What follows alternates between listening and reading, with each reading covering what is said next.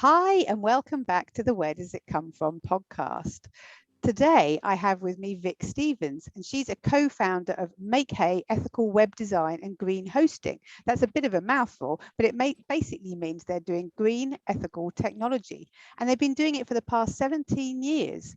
With partner Jez, they've been working with clients who want to make a positive difference. That can be charities, ethical brands, or even individuals. In fact, Where Does It Come From has been with them for quite a few years now.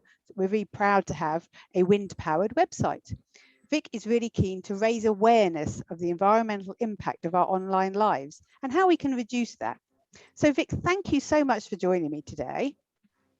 Thank you for having me, Jo. It's lovely to be here. Why don't you tell us a little bit about yourself and what your journey was into green hosting? And of course, tell us about Make Hay. I will do. So Jez and I founded Make Hay in 2004. Previously, I'd been working in the voluntary sector and charity sector. And Jez was an IT trainer where he'd been teaching other people to design websites. And we were both really just sort of looking for something a bit more meaningful and where we could have a little bit more control. And obviously back in 2004, the internet was a completely different place. No Facebook, no Twitter, we had MySpace. But I think back then we could still see the potential of what this new media could mean for spreading a good message and really raising awareness about ethical businesses. So that's what we thought we would do. We would set up a web design organization to raise the profile of people doing positive things. And so within our own business, we were also wanting to constantly think of ways that we could be more ethical ourselves.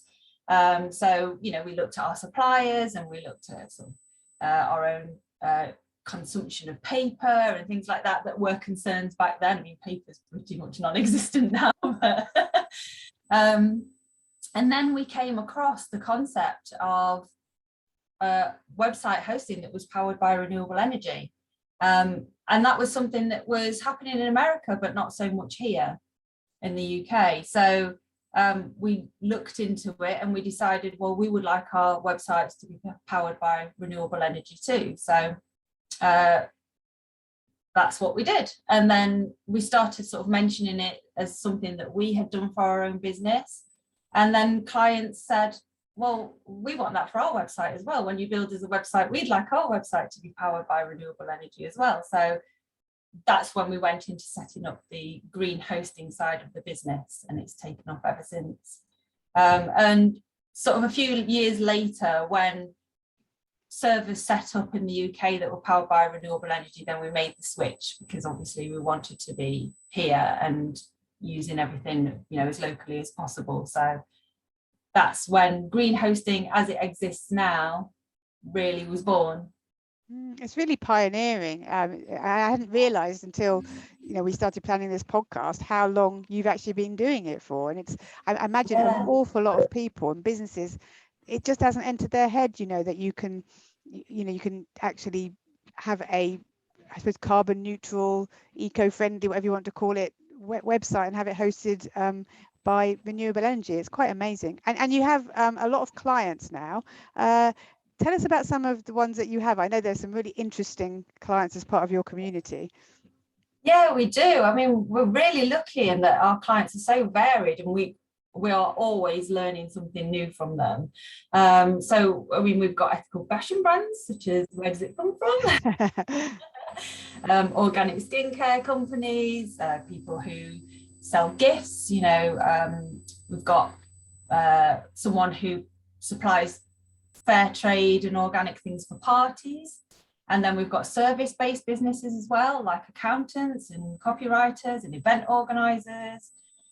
We've got artists, writers, bloggers, universities, charities, even local authorities. So it is genuinely wide and varied. And somebody really nicely said to me the other day, somebody who they run a podcast for book reviews said, oh, thank you for making us feel like we're part of a family, because we do like, one of the things we really like to do is big up our clients and talk about them a lot because we're so impressed by everything they're doing all the time. So we love to share their work. I know you do that because you've had your client stories recently, haven't you? Really Yes. sharing some of the people behind the brands or organizations that are on your green hosting, so which is wonderful. And I think that's a lovely accolade to get, somebody saying that they feel like they're part of a family, because I suppose it reinforces, doesn't it, because of the messages and the work that you're doing, people are attracted who have very similar ethos and goals, and there will be that that community feeling. So that's pretty amazing. Really nice to have. So I didn't even realize this about that you started off with using the renewable energy servers in America and then started using the ones in the UK. So when did the ones in the UK start coming along?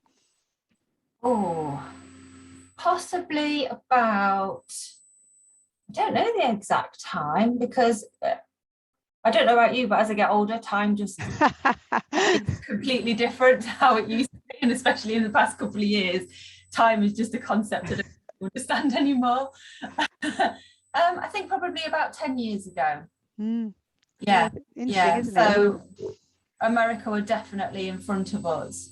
And I mean, there were a couple of little ones that were sort of, they were solar and they were kind of completely independent, but being able to power from the grid and use, you know, a big data center that you knew would be reliable, because obviously it's not all about the green and ethical credentials. When you're working with people with their websites and their businesses rely on their websites, then being reliable is the priority. So so it was more recent that the UK options became more available. I think that actually ties in very nicely with my own experience running a sort of more ethical business, and also anyone else I've spoken to, is that you have to get the balance right between having the right products that work, products that are reliable. You always have to go extra to the other ones, don't you? But you have to keep the ethical credentials and the green side of it as well. So it's values and reliability are both really, really important. And I can definitely say here and now that I haven't had any trouble with reliability with Make Hay. And my previous supplier, I was on the phone to them fairly often. It's one of the big guys. I'm not going to say who it was, but one of the big guys. And I was on the phone to the States quite a lot. And I've never had that with you. If anything happens or I want to roll back to a previous version, I just drop an email and it's done. So there you are. That's great. Oh, that's personal accolade. Yeah, thank you very much. Anyway, moving on. I think a lot of people are unaware of the impacts of computer-based living and the huge amounts of energy that are required to run websites. So can you tell us a little bit more about how much energy it takes and why you feel that a green solution is necessary? Absolutely, yeah. And I totally agree with you, Joe. I think, you know, compared to other aspects of things we use in our lives, the impact of what we do online is less known about and less understood.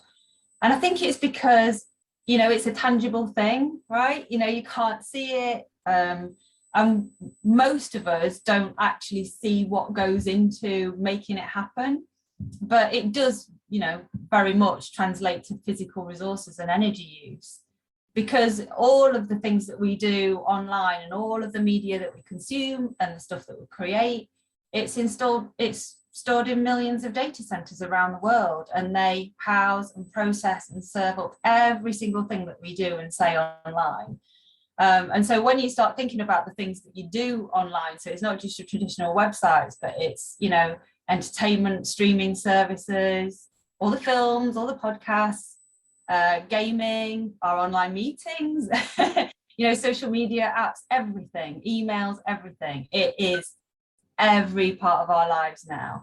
And so these data centers accommodate the web servers, which are connected to the internet 24/7, and they've got to be kept secure, they've got to be maintained and powered and cooled constantly. And so that's a big thing. But even more so than that is the rate in which it's growing, which is absolutely mind-boggling. And I've got some fun facts for you. Go on. If you want to hear the fun facts. So these figures I've got from research that I've done over time. And I've actually written some articles that are on the Green Hosting website if anyone wants to go and have a look, and there's more information on there.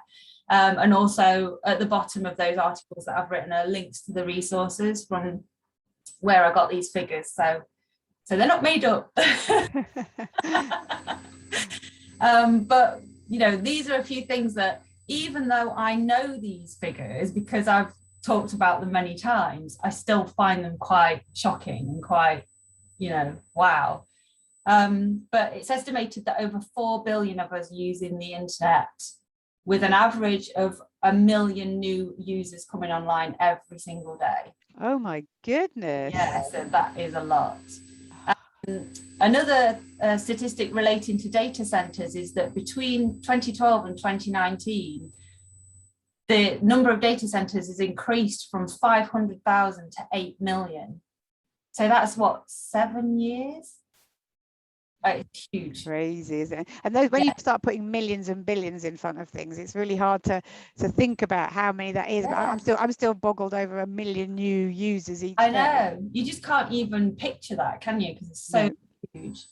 And in terms of energy consumption, you know, there are some, the opinions change a little bit because it's a very hard thing to measure, but the general opinion seems to be that it's between 2 and 3% of the world's energy consumption is taken up by our online activities. Wow.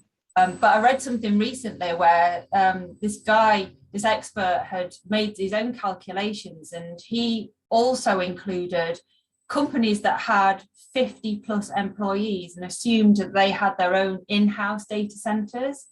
And he calculated that it's probably more like 12%. So that Goodness gracious. I know. Video watching is the biggest user of resources, as you can imagine. And in 2018, video watching alone created the equivalent greenhouse gas emissions as the whole of Spain. Oh my goodness. And then you think, and I'm just thinking as well how that would have been like last year when everyone was at home. Oh yeah, watching videos and online meetings and all of that. It must have, when the figures come out for that, then I presume that's going to be another huge rise. I would imagine it would be a great spike. Yeah, absolutely. And with that in mind, and these figures were from before then, it's estimated that in 2030, all of Japan's energy supply will be consumed by data centers. Oh, goodness gracious. This thing that we can't see and we just rely on, and it's this wonderful, you know, service that we use to entertain ourselves and run our business, is a massive energy consumer. And it, you know, it's not all powered by fossil fuels, but most of it is. But the good news is that renewables are becoming more prevalent. But the growth of data centers and the service and demand itself is just massive, and it's getting bigger. All this digital stuff, no, carry on. All of this digital stuff equates to the physical as well in significant ways.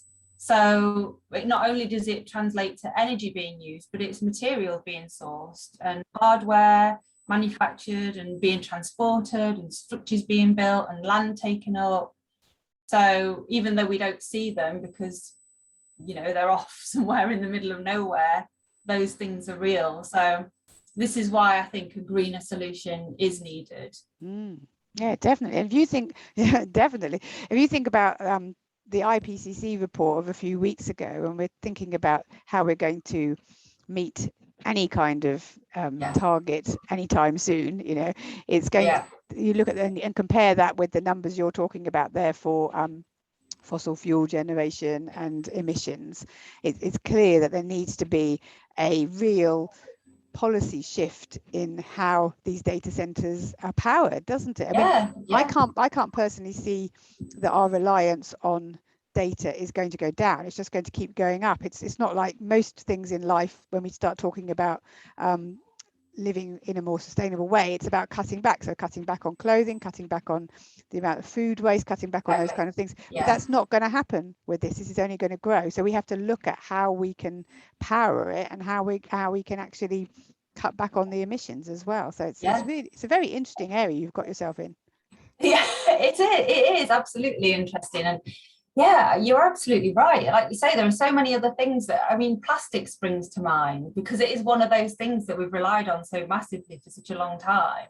And it's been in every single part of our lives, but we are sort of, you know, steadily making a bit of an impact in reducing plastic, single plastic use. But this is the opposite way, isn't it? Like you said, it's just going to get bigger and it's just going to be used more. So there's got to be something done to make sure that it isn't continuing to be a damaging thing. Exactly. And I think also information, data are seen as quite democratizing, aren't they? So people, everyone everywhere can access some kind of videos, like you say, data, online meetings. It's supposed to be available to everybody. So you have to look at the trying to keep the costs really low of all those kind of things. And then, of course, that has a knock-on effect of, you were saying, the materials that power these things, the phones and all of the elements of those, and the whole supply chains behind all of the equipment as well. You know, so there's so many different knock-on effects of it, which is quite mind-boggling, I think. Yeah, exactly, because it links to so many other things, because it is prevalent. It's it has a knock-on effect on just about everything you can think of at the moment. And I guess it also explains the quick change sort of philosophy for technology, which we all complain about. So love having the latest technology, but of course you don't know what's going to be a year down the line. That's not going to cope with the amount of data it needs to deal with, or the quality of data. And so we're constantly upgrading our phones and our PCs and everything. And what happens to all the old stuff? Yeah, exactly. I mean, that's a constant battle in itself, isn't it? Just the technology that you own personally, never mind the data centers. So, and that's always a balance as well, isn't it? Because if you're wanting to provide an online service, then it goes back to that thing of being able to provide a good service and having the latest technology. But then, you know, do companies really need to start thinking about creating an unnecessary demand? You know, are they telling us that we need things that we don't actually really need, which is a whole other thing in terms of marketing and greenwashing and exactly no, but you're right.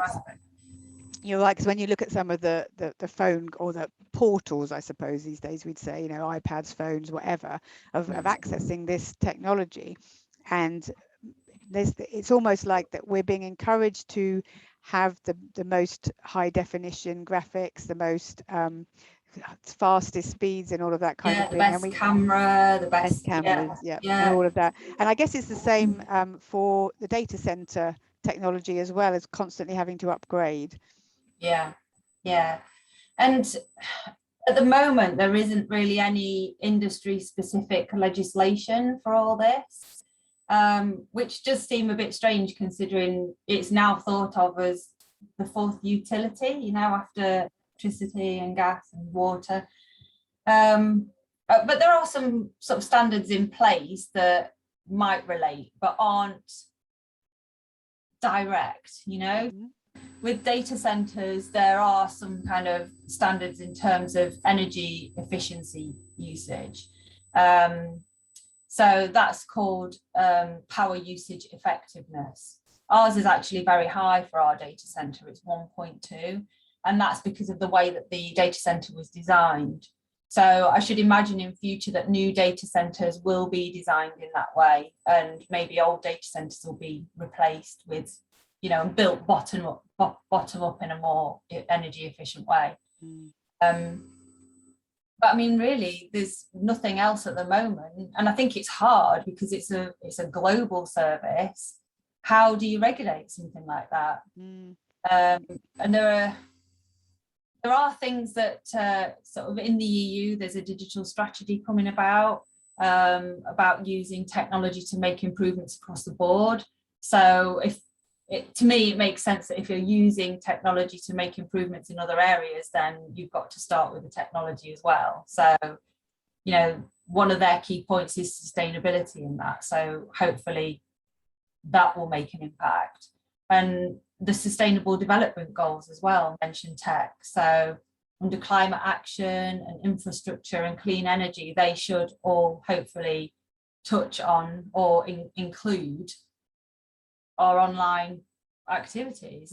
Yeah, and it's fascinating, really. I mean, I don't know if I've told you this before, but before I got into sort of ethical textiles and things, I worked for BT for 15 years, and so it was quite, I mean, it's a while ago now, but it was quite involved with more application development, but visited quite a few data centers as they were, I don't know, quite a while, 20 years ago now. Wow. So yeah, and how it was, but I'm just thinking, I'm sort of imagining how they were then in terms of, like you say, the energy efficiency and those kind of areas. I mean, I remember the huge cooling fans and trying to keep the shop really cool. You know, so it's like you say, it's one of those things where you have to try and keep what you're doing within certain bounds, but really you then need to be looking at what's the next generation going to be all the time, what's the kind of buildings, how you're going to power things, what technology you're going to have. And I suppose we're going to have to look a lot more at physical and software type solutions that are more open and can be upgraded more easily. I use a Fairphone, for example, and I know that there's components that plug in and out, and I guess that we're going to have to, if things are going to keep going at this rate of change, then we're going to have things that don't have to be discarded, you know, that can be reused or whatever. But it's exactly, it's that waste aspect has got to be considered, hasn't it? Absolutely. And all the components, you know, all the different components that are mined and plastic created oil-based technology. It's just it's quite a horrific thing, but again, like talking back to the sustainable development goals, I think again that's that democratizing, isn't it? So having infrastructure in cities and people being able to access technology from home, from work, whatever, and it does provide, I mean, I can't even imagine what it was like when I was going to school, that you couldn't, if you didn't have a query, you couldn't just type it in and find out the answer. And that whole issue is another issue in itself, in terms of, you know, the idea that being online is a democratizing thing, because I also wrote an article about the social issues related to it, and how having websites that aren't built in an efficient way can actually exclude certain users.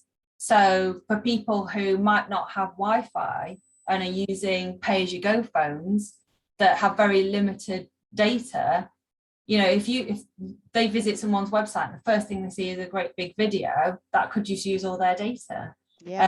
You know, and that this in itself is a massive issue. I'll have you back to talk about that another time. It is really, you know, but it's so interesting. It is really interesting. And you remind, this is what I do all the time, I just go off because something reminds me, but during lockdown, I became aware that there was a lady living in my road that I didn't even know was there, because she was in her late 80s and she was housebound. And what actually happened was she had her electricity failed, and the postman actually said to me, "Oh, Mrs. So-and-so up the road, she hasn't got any power," and it was cold. And so I went up there with a hot water bottle and flask of tea, that kind of thing.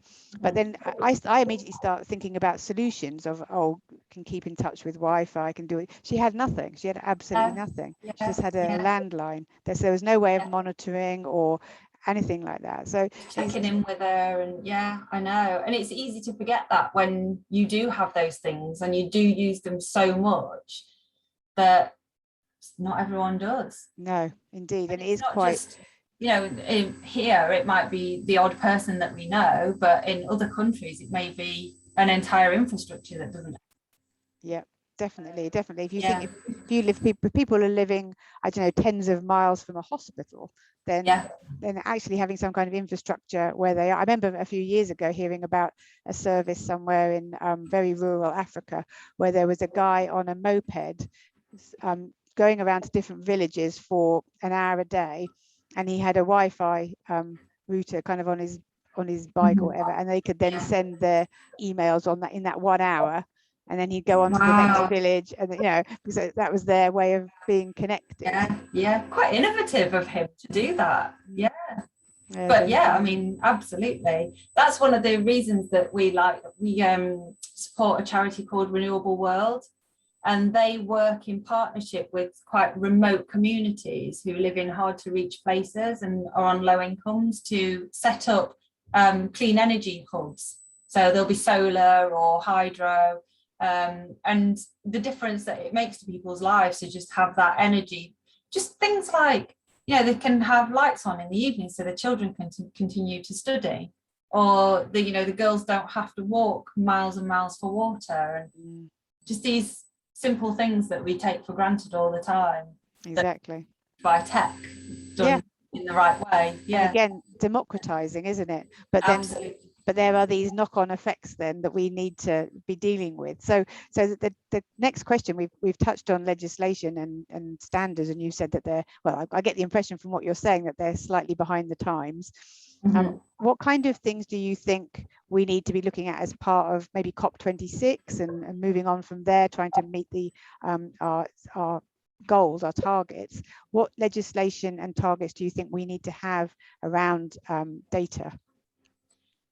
It's probably a wider issue than just the data itself. I think it's probably more related to the way that we power our world generally.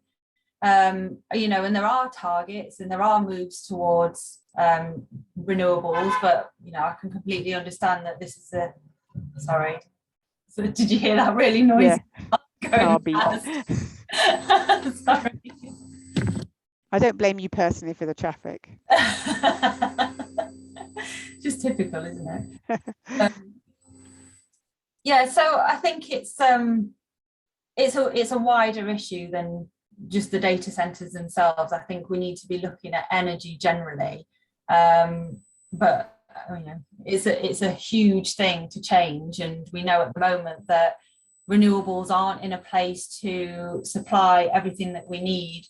So I think, and this isn't going to be a particularly original or innovative thing to say, but I think it's about investment, and I think it's about prioritizing those things and having a little bit more urgency and saying, okay, I mean, we know why people aren't investing in certain things, because other things are more profitable, but at some point profit needs to not come first. And I do feel positive that things are moving in the right direction. I just think let's have it a little bit faster, please. Yeah, a lot faster would be good as well. But I think you're right. You're right. I mean, it's interesting that we've got. I had John Taylor on here a couple of episodes ago talking about green energy and how that was all. What the plans are and that kind of thing, and there's some really interesting things there. So anyone listening to this, it's worth listening to that one as well, because he's talking about that. But I think, like you're saying, we need to be able to quickly increase the amount of renewables. And I guess with data centers, you can be powering something from anywhere in the world, can't you, really? Yeah, absolutely. If you're on the grid, you can choose any energy provider.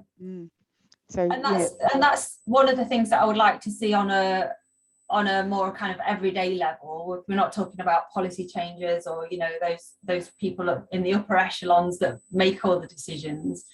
People can make their own changes. Company can switch to providers that use renewable energy. I'm still, even after all these years, I'm a massive believer in consumer power. Yeah. By making those switches, you're telling not just the the online providers and the data centers, but you're also telling the utility companies, this is what we want, this is what we're choosing to use. So I think there are sort of two levels to it. Yeah, and I think, as John was talking about, some of the larger energy companies are sort of greenwashing, really, saying that they're using renewables, which they are, but they're doing it through some kind of ticketing system, but not actually directly sourcing from renewables. And so there was 2 or 3 that definitely are, so they're definitely worth going for.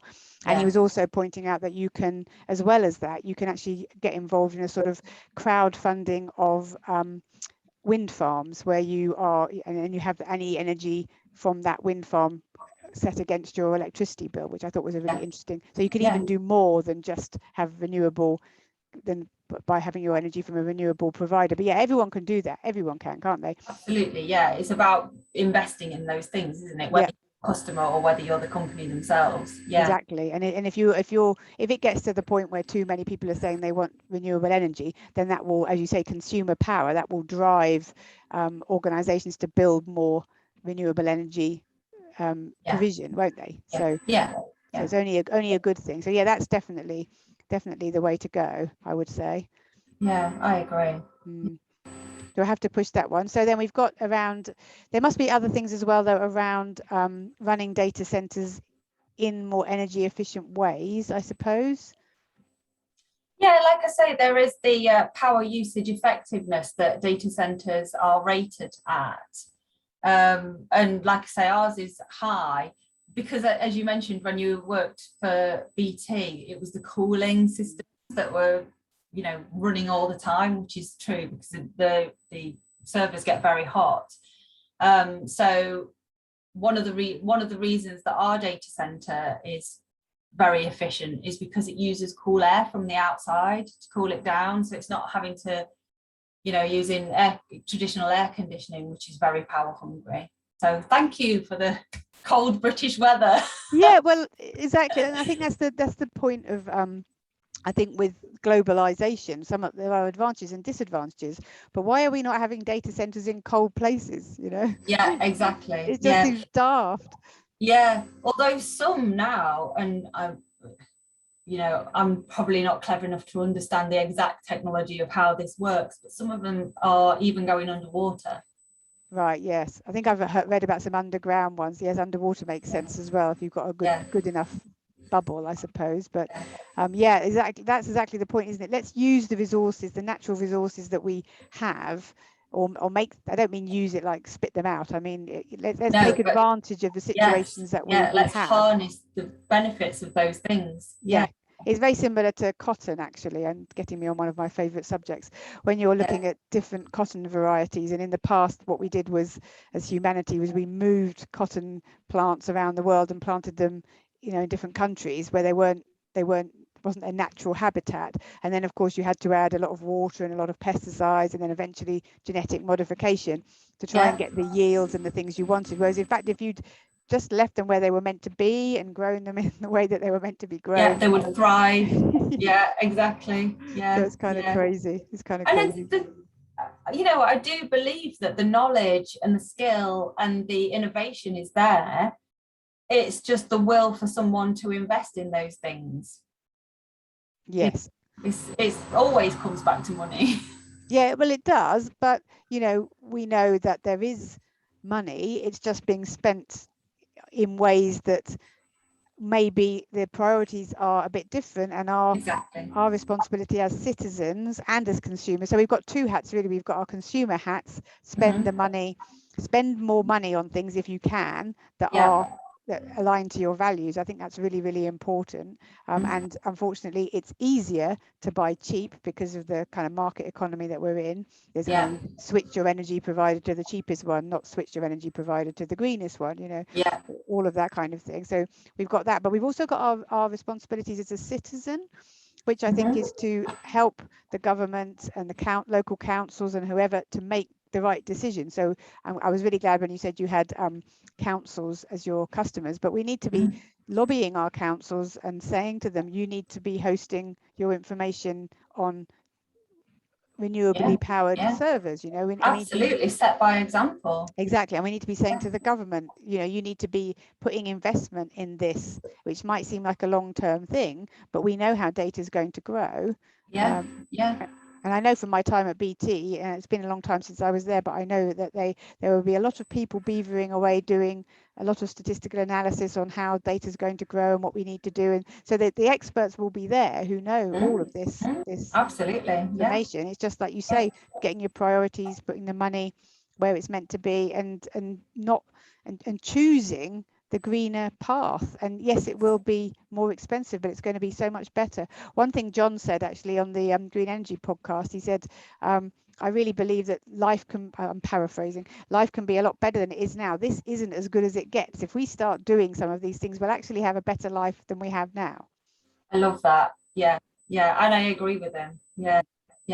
And you have to kind of believe that, don't you? Because otherwise, why would you carry on trying to make things better? Exactly. But I think there's a lot of people who see being green or being ethical as taking away from current life. It's like a sacrifice somehow. Yes, Which yes. really, Rather than it enhancing life. yeah, exactly. Yeah. But there's almost this belief is this is what we've got now, and anything we do will take it away. There doesn't seem to be any, it will be even better. It will, we'll have cleaner air, we'll be fitter and Yeah. healthier, we'll have better food, if we do some of these things, and the world will obviously be a more equal place as well, which is a good one to go. Anyway, don't get me off on that one.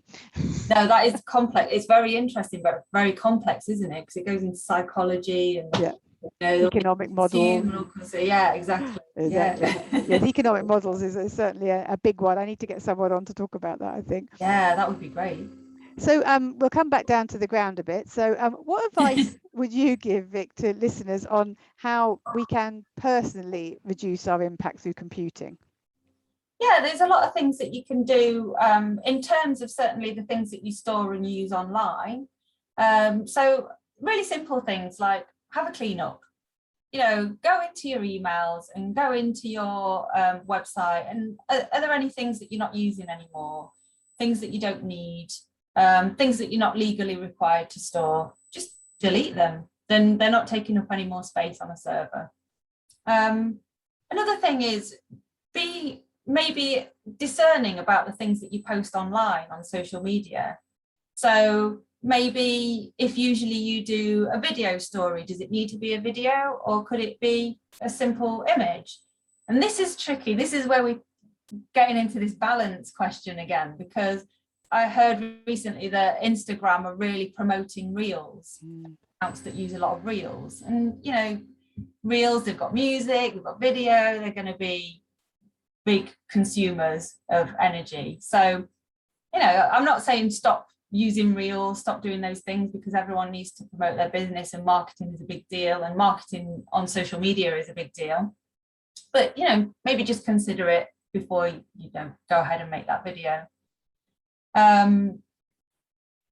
What else have we got? Oh, optimize your website images. So we've all been to websites where you go on the page and then this image comes down really slowly. And it's because it's 5,000 pixels wide. It's just paying attention to those things. Optimize an image before you upload it to your website. And by optimize it, I mean resize it. Don't just pop it straight on from your digital camera or your phone.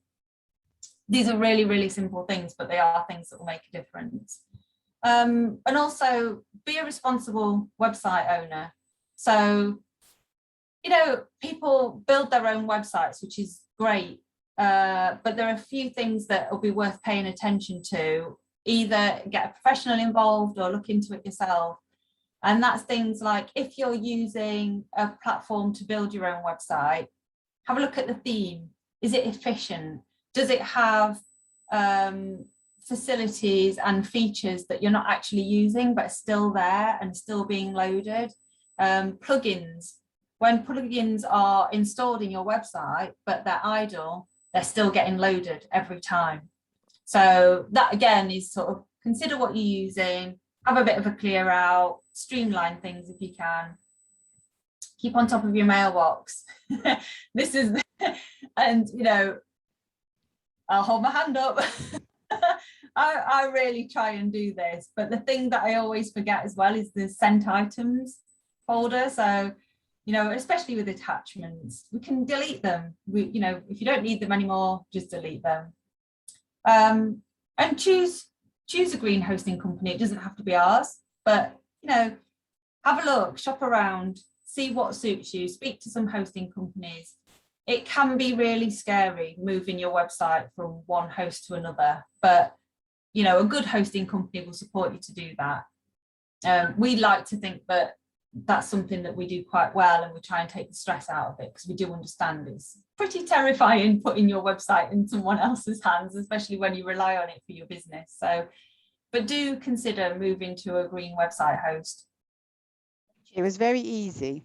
I would just say that moving over to you guys was very easy, and Good. I was terrified. I really was, Yeah, I because can understand. and I think again it's one of those things that because you get bombarded with messages from particular hosting Yeah, companies, then you sort of, it feels like you're moving away from the known and the mainstream, and there must be a yeah, reason why these guys are so big, and so yeah, maybe the other ones aren't as good. Whereas of course that is not the case. It's purely that they're putting their money into their marketing, and there's yeah. lots of other reasons as well. So yeah, no, I certainly would, I have told lots of people that moving is never as big a deal as you think it's going to be if you've got the right people helping you to do that. Yeah, yeah, absolutely. I mean, your hosting company should be having a look at your website before they even start doing anything, and be prepared so they understand what's involved and you understand what's involved, and schedule it in so it's at a convenient time and it has the least disruption possible, and all of those things. And, you know,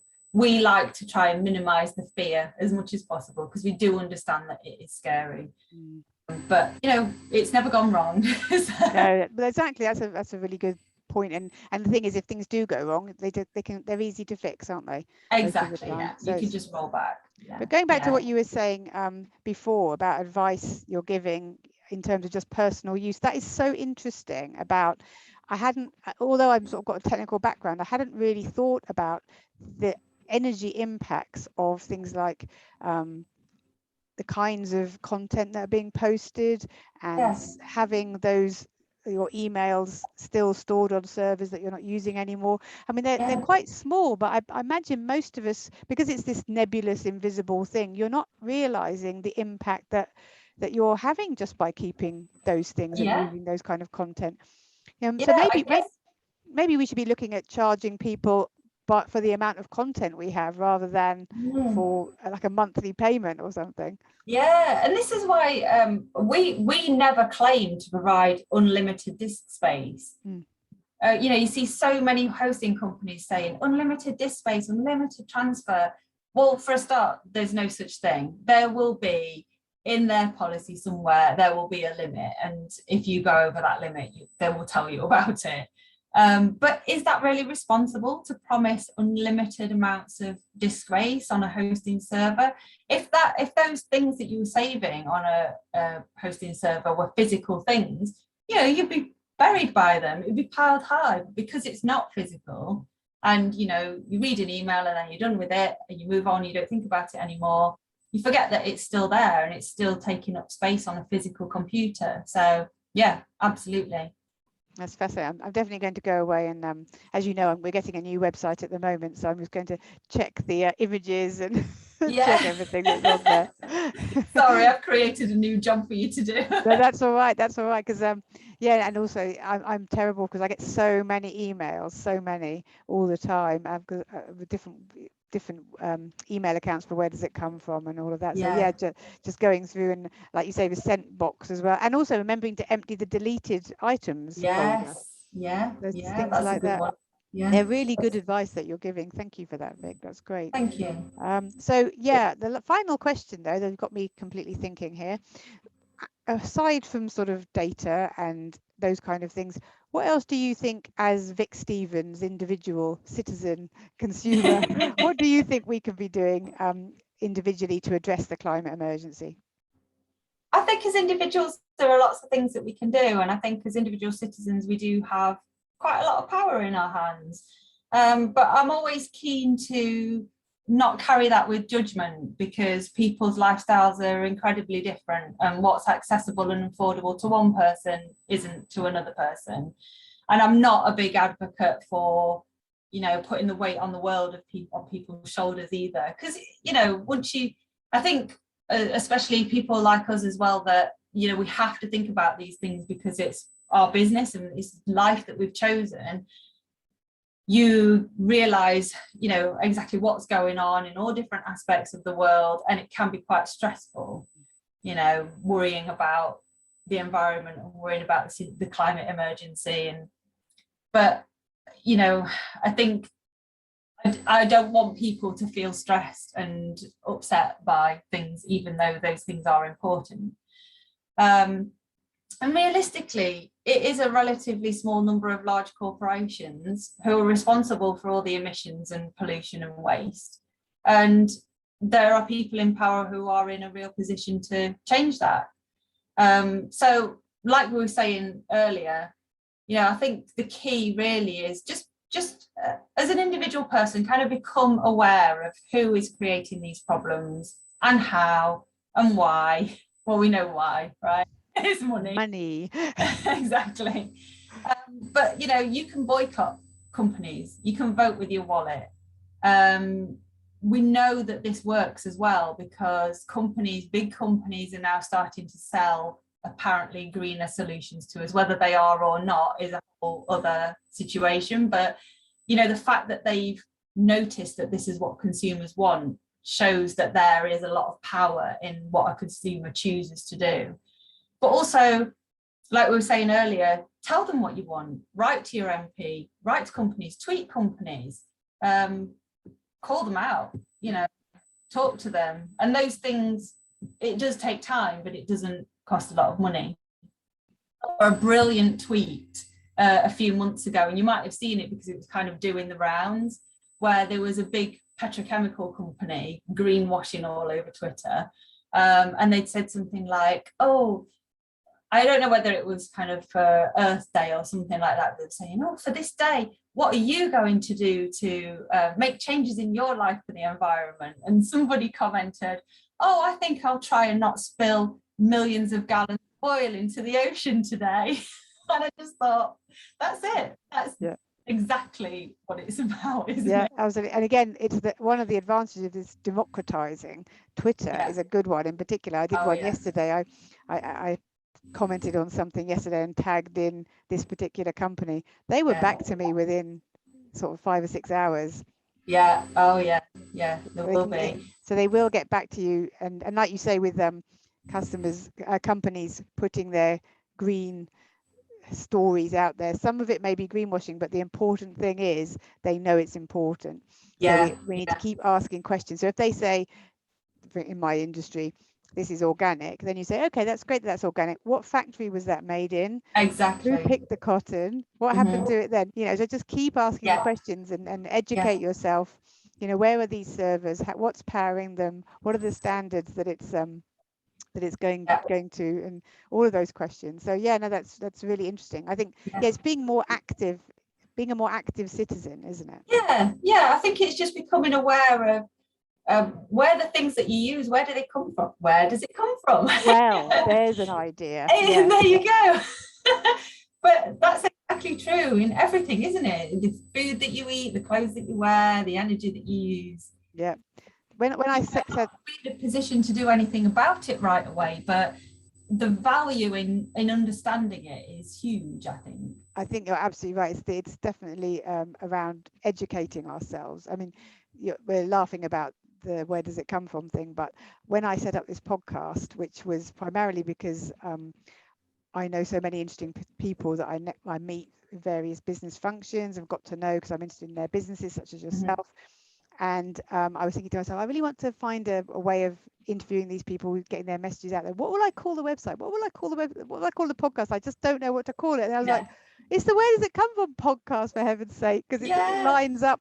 So although it's not about ethical fashion, this podcast, it's that same principle of educating ourselves about where things come from and the impacts of them. So it's the name sort of stuck. Well, it's perfect. Which is a good one. No, that's brilliant. Anyway, I think we've got a lot of things to go away with from this talk. I think individually we've all got actions. I'm off to check my mailbox after this. But I think I better do it too.